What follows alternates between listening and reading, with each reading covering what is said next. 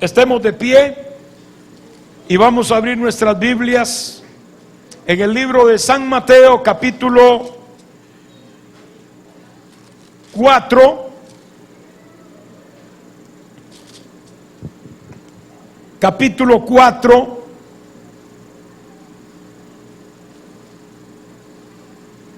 Amén. En el nombre del Padre y del Hijo y del Espíritu Santo, dice así la Escritura. Y Jesús volvió, estamos en el 14. Y Jesús volvió en el poder del Espíritu a Galilea, y se difundió su fama por toda la tierra de alrededor. Y enseñaba en las sinagogas de ellos y era glorificado por ellos. Vino a Nazaret, donde se había criado, y en el día de reposo entró en la sinagoga conforme a su costumbre y se levantó a leer. Y se le dio el libro del profeta Isaías, y habiendo abierto el libro halló el lugar donde estaba escrito: el Espíritu del Señor está sobre mí, por cuanto me ha ungido para dar buenas nuevas a los pobres, me ha enviado a sanar a los quebrantados de corazón, a pregonar libertad a los cautivos y vista a los ciegos, y a poner en libertad a los oprimidos, a predicar el año agradable del Señor. Y enrollando el libro lo dio al ministro y se sentó, y los ojos de todos en la sinagoga estaban fijos en él.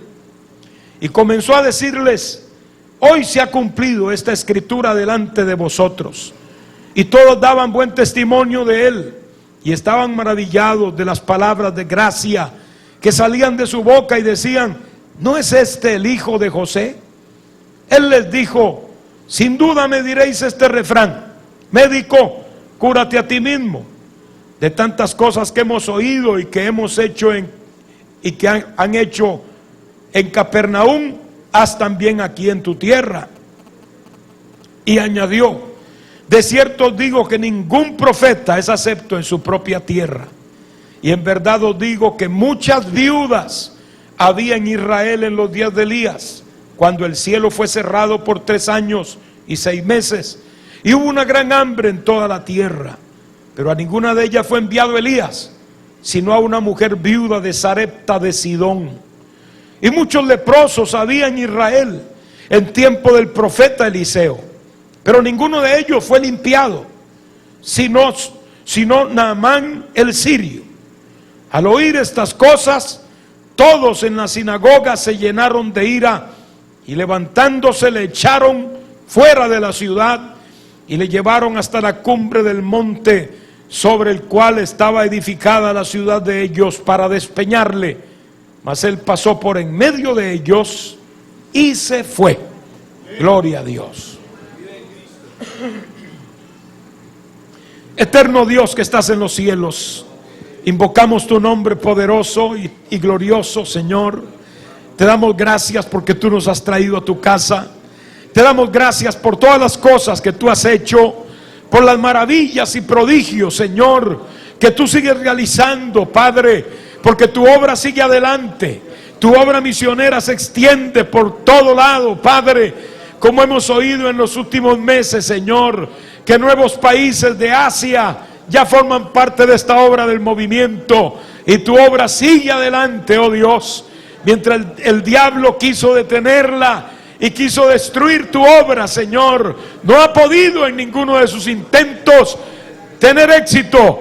Y tu obra, Señor, más bien ha prosperado, se ha levantado con mayor fuerza, Señor, por lo cual te damos la gloria solo a ti, Padre. Bendice los misioneros, Señor, aquellos que son conocidos por todos nosotros, y también los que no conocemos, Dios mío. Lleva hasta ellos el bálsamo de tu amor, de tu poder. Prospérales allí donde están, Señor. Bendíceles en gran manera, Padre, que pueda llegar a ellos también una ofrenda misionera oportuna, oh Dios, y no permitas que ninguno de ellos sea atacado en demasía por el diablo, oh Dios, sino que dales el recurso, dales la salida en medio de toda crisis, En medio de todo ataque y dificultad, Padre, rompe las cadenas y que tu obra avance. Las almas sean alcanzadas, Señor. Las vidas te reciban. Las vidas sean libertadas y sanadas por tu evangelio, Padre. Oh Señor de la gloria, clamamos por tu obra misionera. Sigue bendiciendo en cada continente, Señor, en cada área del mundo, Padre. Esos dos bloques geográficos que faltan, que es Rusia y China, Señor de la gloria, que tu obra del movimiento pueda alcanzar esos lugares también, para sembrar esta semilla, oh Dios. Te damos gracias por todas las cosas, Padre, en el nombre poderoso de Jesús. Gracias, Señor. Amén, mi Dios. Amén. Gloria al Señor. Pueden sentarse, hermanos. Voy a predicar en esta noche cortito, gloria a Dios, no se preocupe, no tenga miedo. He querido tomar buen tiempo en el testimonio de la obra misionera porque realmente, hermanos, es hermoso, es precioso lo que Dios está haciendo. Vamos a meditar hoy, hermanos, sobre el primer mensaje que predicó el Señor.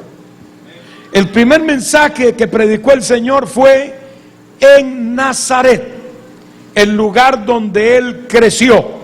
Allí en Nazaret, Él nació en Belén, pero se crió en Nazaret por el simple hecho de que José y María eran de Nazaret. Hay una distancia muy importante entre Belén de Judea y Nazaret. Nazaret está ya en Galilea, cerca del mar de Galilea, y Belén está aquí pegadito a la ciudad de Jerusalén. De Jerusalén se llega a Belén en 5 minutos. Es una cuestión que está bien cerquita. Ellos tuvieron que hacer ese viaje y luego de estar allí algún tiempo, entonces regresan a Nazaret, donde el Señor vivió su niñez, vivió su juventud, vivió su tiempo de trabajo allí en el taller de carpintería. Y todo el mundo, todos en esa pequeña aldea de Nazaret se dieron cuenta de un algo que había en este hombre, en este joven llamado Jesús. Es de ejemplo de conducta para ellos, gloria a Dios.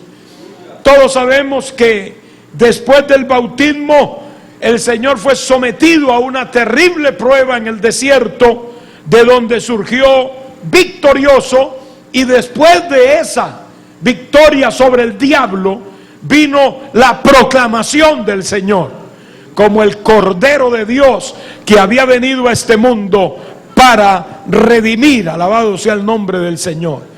Allí mismo en las riberas del Jordán fue lleno del Espíritu Santo, como leemos en la palabra del Señor. Fue llevado, fue ungido, fue sellado y estaba listo ahora para empezar su ministerio. Entonces llegó a Nazaret, donde él había crecido, y entró en la sinagoga. Allí fue donde él entregó este mensaje, que fue realmente su primer mensaje, gloria a Dios. Él tuvo aquí, hermano, en esta predicación 3 aspectos muy identificables y muy claros. Número 1, la fuente de su autoridad en el mensaje fue la palabra de Dios, las Escrituras. Eso fue lo que le entregaron a él, el encargado, el ministro de la sinagoga. No vino a entregarle una condecoración o un libro de interpretación, no, vino y le entregó la Escritura, la palabra de Dios, la Torah.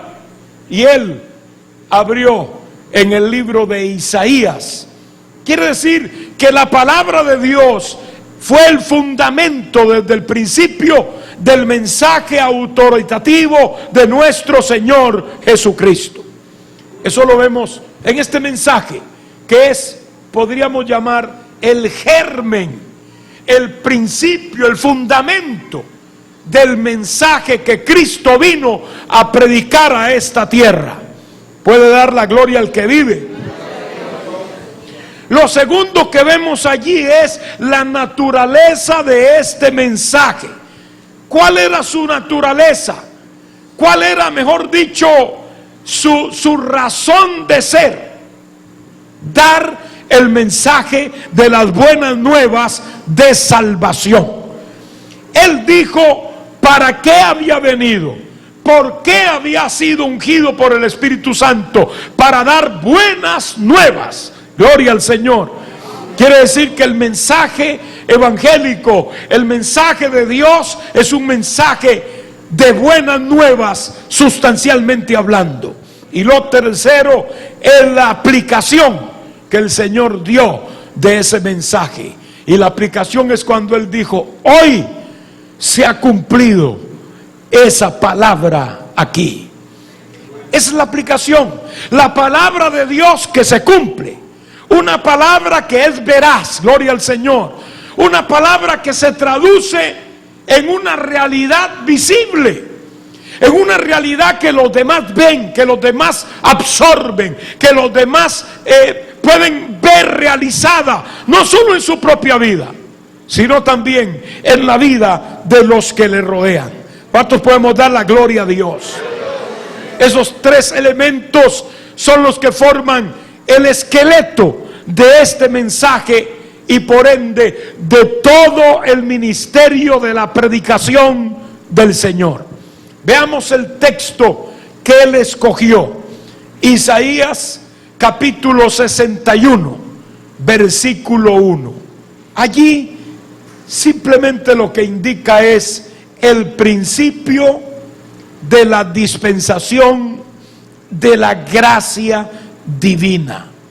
El Señor solo leyó la primera parte y luego cerró el libro. Noten que si nosotros leemos en el libro de Isaías el texto completo, entre comillas, vamos a encontrar que después que dice de que vino a predicar el año agradable del Señor, inmediatamente dice: y el día de venganza del Dios nuestro. Es decir, el juicio. Ahí se establecen las dos cosas juntas, porque en el Viejo Testamento no se reveló ese tiempo que se llama el periodo de la iglesia. Se reveló sí un tiempo de misericordia, como ese que revela el primer versículo, pero junto con él también se revela la ira de Dios.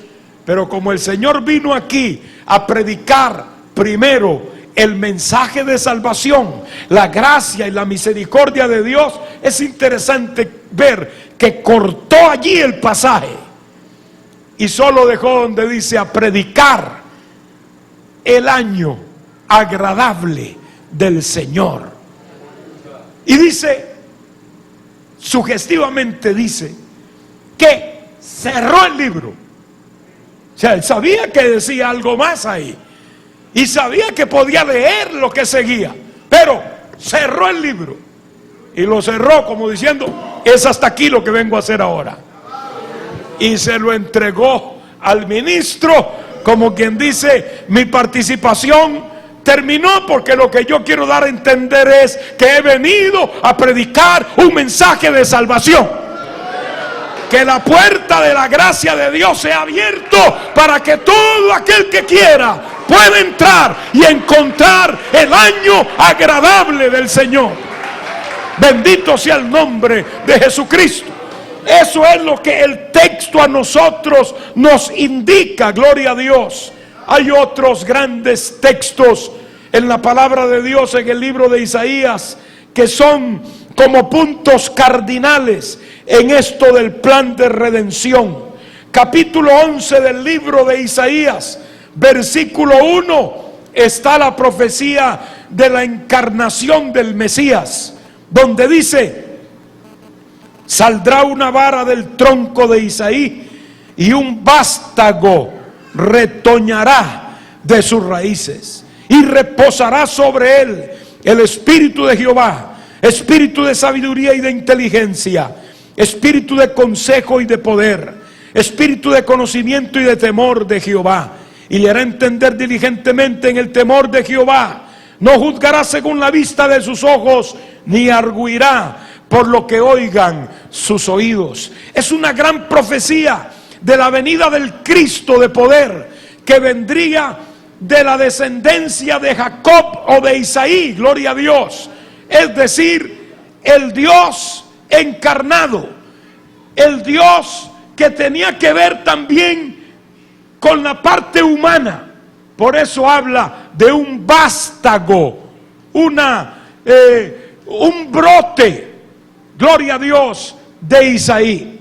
Luego también podemos leer otro gran texto profético mesiánico, gloria al nombre del Señor. Y vamos al capítulo 42, donde dice: he aquí mi siervo, yo le sostendré, mi escogido, en quien mi alma tiene contentamiento. He puesto sobre él mi espíritu. Él traerá justicia a las naciones. No gritará ni alzará su voz, ni la hará oír en las calles. No quebrará la caña cascada, ni apagará el pábilo que humeare. Por medio de la verdad traerá justicia. Alabado sea el nombre del Señor. Allí tenemos, hermanos míos, tres grandes manifestaciones del Hijo de Dios. En uno, su encarnación.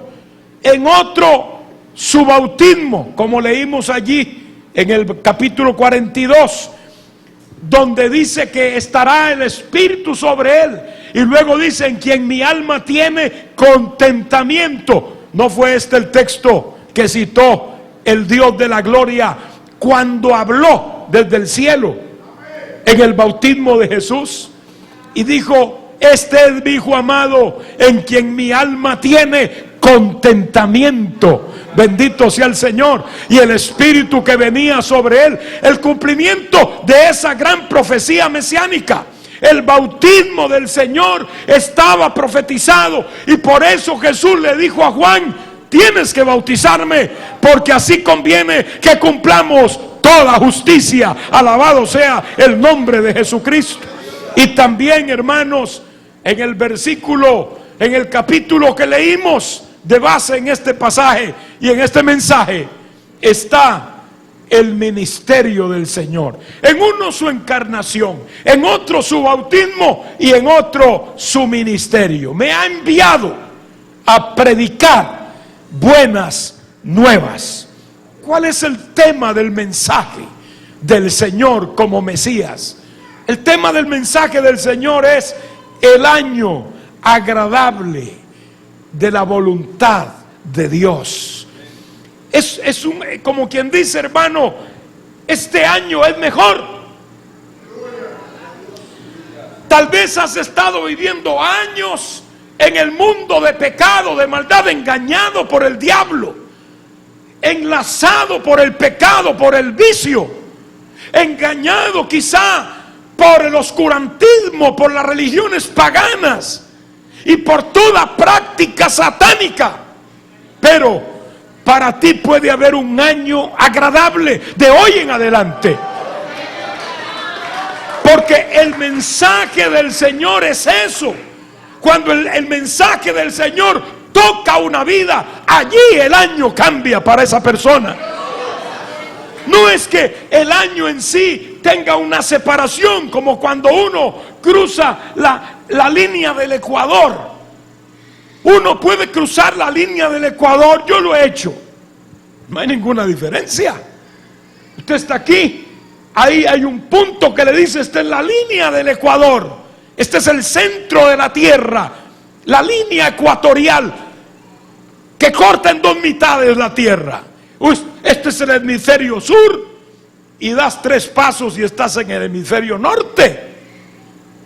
Pero no hay ninguna diferencia, no cambia nada, es lo mismo. Es como cuando se cruza la línea del tiempo allá en el Océano Pacífico. Cuando va uno hacia Japón, hay una línea y se lo van poniendo en la pantalla de televisión del avión. Esa es la línea, y usted ve que luego el avión ya va llegando a esa línea y ¡fum!, la atraviesa. Ya ahí es otro día. No es como cuando pasa usted de las 12 de la noche a la 1 de la mañana del día siguiente. No, es que ya ese es otro día. De hecho, si usted no está bien sintonizado, se enreda. Como yo, que llegué una vez a Hawái pensando que era viernes y que íbamos a empezar el culto de esa noche. Me dice, no, hermano, hoy es jueves. Pero sí, ¿cómo es esto, hermano? Si yo... Me dice, no es la línea del tiempo. Al cruzar la línea ya se cambia de un día para otro realmente. Eso es bastante difícil de entender. Pero no es que pasaste una línea y el avión se sacudió o pasó algo. No, no pasa nada. Es imperceptible. Así mismo son los años. Pero hermano, cuando uno se encuentra con Jesucristo, de ahí para adelante los años cambian. Allí sí empezó el año agradable del Señor. Es distinto para tu vida. De allí para adelante sea el nombre de Dios glorificado. Es el verdadero contenido o el tema, mejor dicho, de este mensaje que el Señor nos trajo. Bendito sea Dios. Recordemos que cuando hablamos de año agradable, ya desde el punto de vista de un agricultor, significa que es un año de siembra. Significa que es un año de preparación de tierra. Significa que es bueno mantenerse en una actitud vigilante para que no se dañe la semilla. Sea Dios bendecido. Y eso sí le toca hacerlo a cada uno de nosotros. Y por eso es que estamos en la iglesia. Y por eso es que Dios inventó que tuviéramos cultos aquí, si se puede, lo más seguido. Gloria a Dios, alabado sea el Señor. Esto no es un invento como lo ve el mundo. ¿Qué hace esa gente ahí? 3 veces allí en el culto y siempre haciendo lo mismo, cantando, aplaudiendo y oyendo allí a un pastor medio loco que está hablando. ¿No lo entienden? La Biblia dice que el hombre animal no entiende las cosas que son del Espíritu de Dios. Él sí puede aceptar perfectamente ir a la cantina todos los días, no 3, todos los días, y puede perfectamente aceptar estar en medio del vicio y la perdición todos los días y horas del día si pudiera, pero no puede meterse en la cabeza que un creyente quiere estar en la casa de Dios 3 o 4 veces a la semana.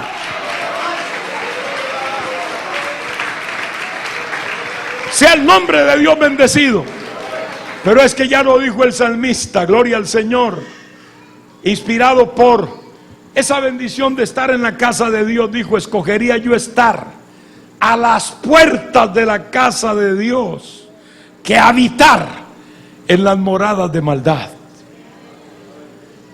Es mejor un día en sus atrios que 1000 fuera de ellos. Alabado sea Cristo. ¿Cuántos podemos glorificar su nombre? Eso es lo que la palabra dice. ¿Sabe por qué, hermano?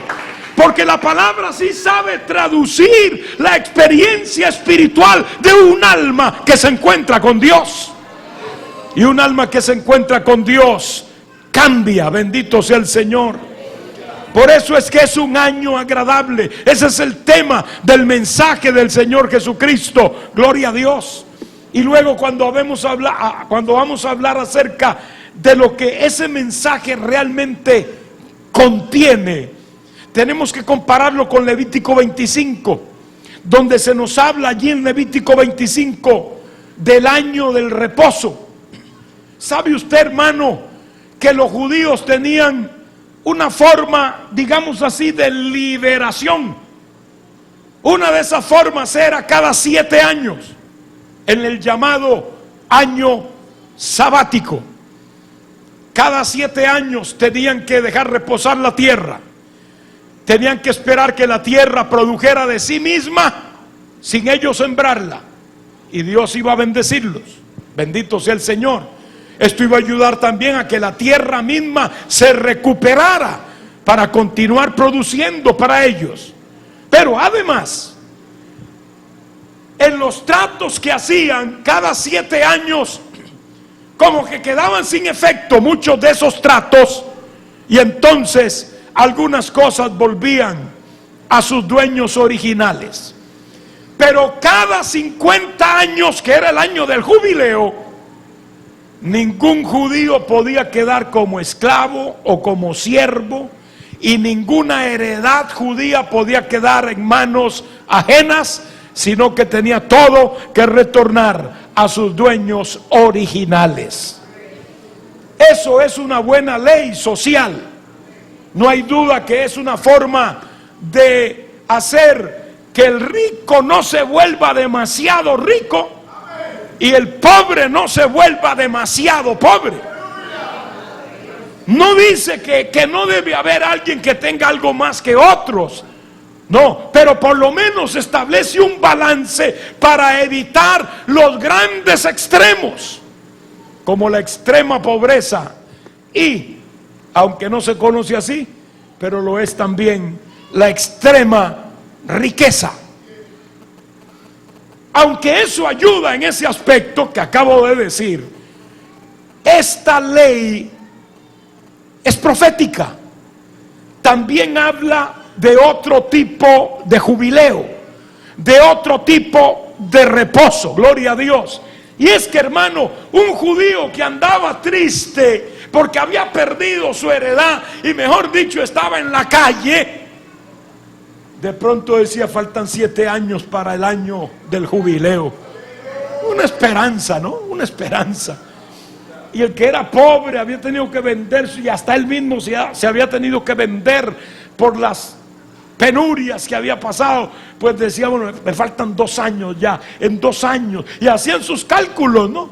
Así como hace la gente el cálculo. Todos nosotros, bueno, mi hipoteca la terminaré en tal tiempo, ya ahí dejo de pagar mi casa, por ejemplo, o el carro lo dejo o lo que tenga usted que tenga que pagar, ¿no? No es que sea malo endeudarse, lo malo es endeudarse y no pagar, o endeudarse sabiendo que no va a pagar. Eso es lo malo. Bueno, el judío decía: yo tengo esperanza, porque el jubileo está cerquita. Esto es lo que es profético. Esa es una profecía del mensaje del Mesías. Podríamos decir que el hombre anda igual que ese judío errante, sin heredad, que ha tenido que empeñar su propia vida y entregar todo lo que él tiene, y que prácticamente está sin esperanza en este mundo. Aleluya. Pero de pronto oye un mensaje de un jubileo. Oye uno que dice: yo he venido con un mensaje, me ha ungido el Espíritu del Señor y me ha enviado a predicar las buenas nuevas a los pobres, a los afligidos, abrirle la cárcel a los presos, sanar y dar vista a los ciegos. Aleluya. Ese es el mensaje de salvación. Es un mensaje que va a infundir ese mismo aliento, esa misma esperanza que tenía alguien cuando pensaba en la ley del jubileo o del levirato o del año sabático, que eran leyes que le proporcionaban, aunque fuera la esperanza. Gloria a Dios, que no todo estaba perdido. Bendito sea el nombre de Jesucristo. Hermanos, para Jesucristo, para el mundo entero, Jesucristo es todo. Todo. Si alguien está triste, bueno, Él es el consolador. Si alguien está preso, bueno, Él puede libertarlo de la cárcel. Si alguien está cautivo, pues Él rompe las ligaduras. Alabado sea el Señor.